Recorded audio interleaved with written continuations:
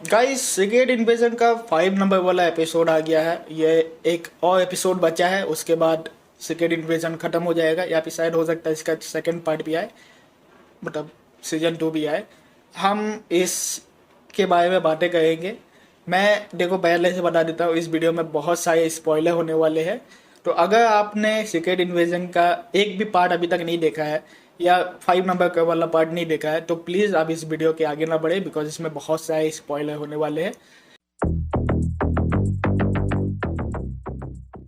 आज बेसिकली हम हर वो चीज़ को कवर करेंगे जो कि मैंने पुराने वीडियोस पे कवर नहीं किए थे। बेसिकली सुपर स्कल्स का फंडा यहाँ पर मैं आपको बताऊंगा कि एक्चुअल में मुझे क्यों लगता था कि ये गैविन अपने पर्सनली यूज़ करना चाहता है। और इस प्लॉट में हमको, इस एपिसोड में हमको बेसिकली ये भी बता दिया गया कि इंडीड गैविन का कोई पर्सनल रीजन ही था। मतलब ये बंदा एक कोई भी रिविलियन नहीं था, ये बेसिकली बस एक डिक्टेटर बनना चाहता था, एक अपने आप को पावरफुल बनाना चाहता था बेसिकली।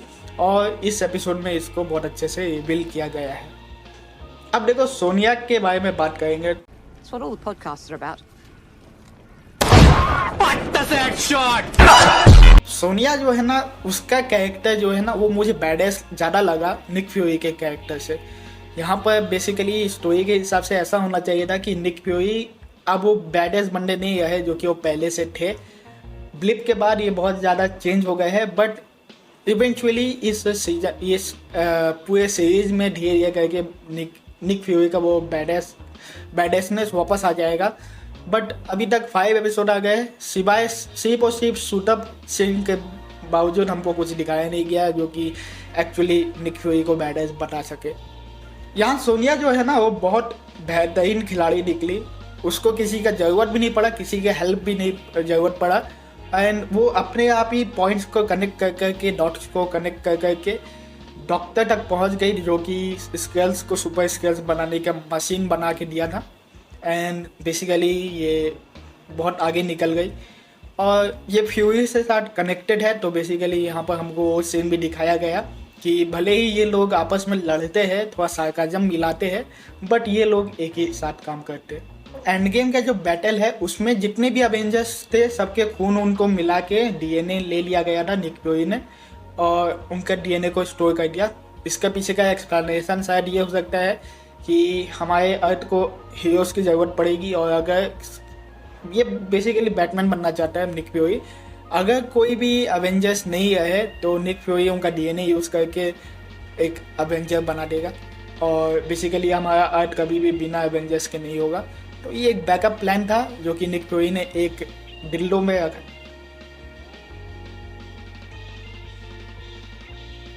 ठीक है, उसको क्या बोलूँ मैं, उस पे रखा था, चलो डिल्डो ही बोलते हैं, डिल्डो पे रखा था। तो बेसिकली अब ये चीज़ गैविन को चाहिए था। और देखो गैविन ना एक्चुअली में कोई रिवेलियस नहीं था, गैविन कोई रिवॉल्यूशन डाला नहीं चाहता था, स्कल्स का बेटर नहीं चाहता था। बेसिकली ये ना एक डिक्टेटर है, एलियन डिक्टेटर है, जो कि एक्चुअली में सिर्फ और सिर्फ पावर हंग्री है और इगोइस्टिक है। क्योंकि गैविन का जो राइट हैंड है वो जब गैविन के अगेंस्ट हो जाता है तो यहाँ पर क्या होता है, यहाँ बेसिकली गैविन उसको मार देता है। और बाकी जितने भी स्कल्स मेंबर्स थे जो कि उस टाइम आमने सामने थे, उनको ये चीज़ समझ में आ जाता है कि ये बंदा स्कल्स का कुछ बेहतर ही नहीं चाहता, ये स्कल्स को बेहतर जगह में नहीं देखना चाहता, बल्कि ये बस अपने आप को पावरफुल बनाना चाहता है। एंड बेसिकली ये बंदा बस हमको मुसीबत में ही डालने वाला है। तो उसको ये लोग मिल के मारने की कोशिश करते हैं, और वो सीन मेरे को बहुत बढ़िया लगा, उसको बहुत अच्छे से एग्जीक्यूट किया गया था। एंड बट यहाँ पर बात ये है कि देखो ये सुपर स्केल था तो ये उन लोगों को ओवर पावर कर देता है। एंड बेसिकली यहाँ एक स्टेटमेंट मिल गया कि मैं अब तुम्हारा डिक्टेटर हूँ। यहाँ एक अच्छी चीज़ देखने को मिले कि अब स्केल्स धीरे धीरे उनके आंखें खुल रहे हैं कि भैया ये बंदा हीरो नहीं है, ये अपना हीरो नहीं है, ये एक विलन है जो कि सिर्फ और सिर्फ वर्ल्ड वार छेड़ना चाहता है।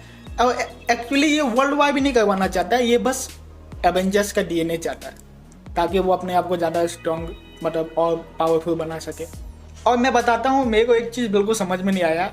इस एपिसोड का नाम है, मतलब एपिसोड नहीं, इस सीरीज का नाम है सीक्रेट इन्वेजन।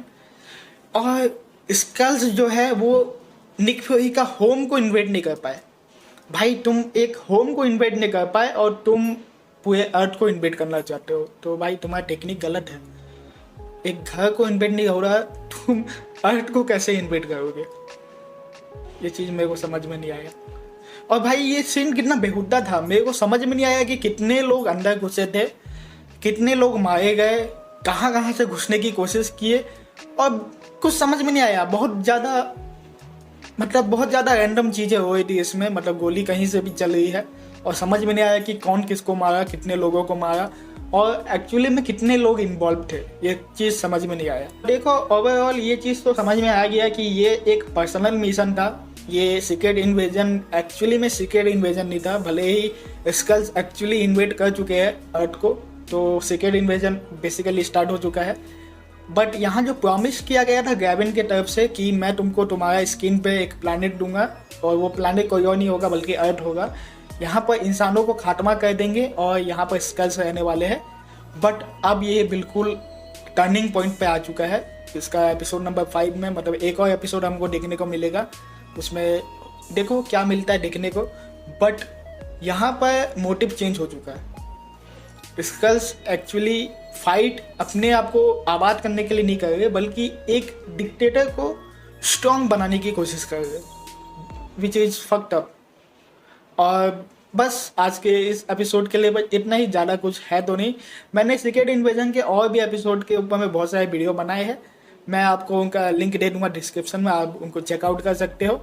एंड बस आज के इस वीडियो के लिए इतना ही, फिर आपको मिलता हूँ मैं किसी और वीडियो में। Until then bye bye.